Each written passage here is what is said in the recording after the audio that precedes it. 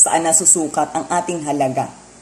Ang tunay na kagandahan ay hindi lang nakikita sa panlabas na kaanyuan, bagkus ito'y tunay na nakikita sa ating puso.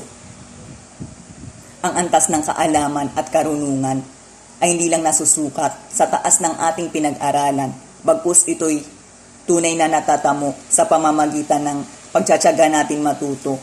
At ang importante dito, tayo ay laging nagpapakumbaba at laging rumerespeto.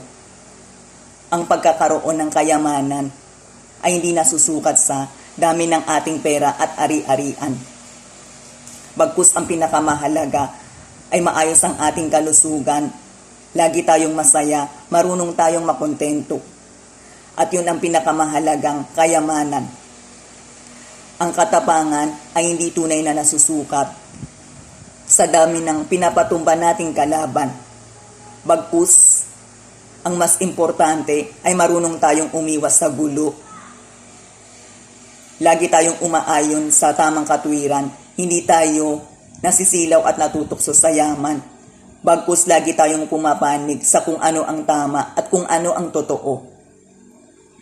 Ang kalakasan ay hindi pinaka nasusukat sa lakas ng ating pangangatawan. Bagkus, ito'y pinakahigit na nasusukat sa tibay ng ating pananampalataya at pag-asa.